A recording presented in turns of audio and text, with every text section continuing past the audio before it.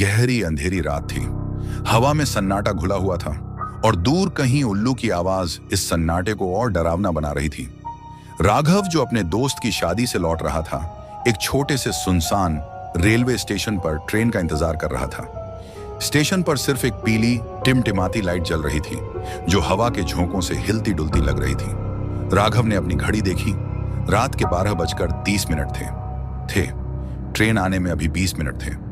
वो बेंच पर बैठा ही था कि अचानक उसे ठंडी हवा का झोंका महसूस हुआ। उसने इधर उधर देखा, लेकिन स्टेशन पूरी तरह सुनसान था। तभी उसे एक अजीब सी सरसराहट सुनाई दी, जैसे कोई पास ही खड़ा होकर सांस ले रहा हो। राघव ने धीमे से गर्दन घुमाई और देखा। प्लेटफॉर्म के कोने में एक औरत खड़ी थी। सफेद साड़ी, लंबे खुले बाल और चेहरा इतना पीला कि मानो बरसों से धूप न देखी हो। उसकी आंखें सीधी राघव पर जमी थीं। राघव का दिल जोरों से धड़कने लगा। उसने सोचा कि शायद कोई यात्री हो, लेकिन तभी औरत के पैरों पर नजर गई। पैर उल्टे थे। राघव का पूरा शरीर जैसे सुन्न पड़ गया। वो घबरा कर उठ खड़ा हुआ और तेजी से टिकट काउंटर की ओर बढ़ने लगा। लेकिन तभी वो औरत अचानक उसके सामने आ गई। अब उसका चेहरा और भी डरावना हो चुका था। गहरी काली आंखें, खून से सने होंठ और बिखरे हुए बाल। तुम यहां क्या कर रहे हो?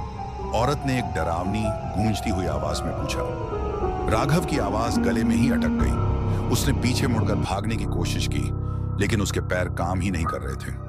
औरत धीरे धीरे उसके पास आने लगी। तभी दूर से ट्रेन की सीटी सुनाई दी।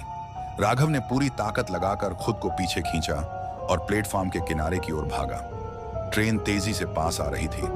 जैसे ही ट्रेन नजदीक आई, राघव ने देखा कि औरत अचानक गायब हो गई, जैसे कभी थी ही नहीं। राघव हांफते हुए ट्रेन में चढ़ा और खिड़की से बाहर देखा। स्टेशन फिर से सुनसान था, जैसे कुछ हुआ ही ना हो। लेकिन तभी एक तेज ठंडी हवा चली और उसे कानों में एक धीमी फुसफुसाहट सुनाई दी।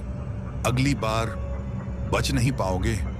राघव का चेहरा सफेद पड़ गया और वो समझ गया कि वो स्टेशन आम नहीं था। दोस्तों, चैनल को सब्सक्राइब जरूर करना और वीडियो को लाइक भी।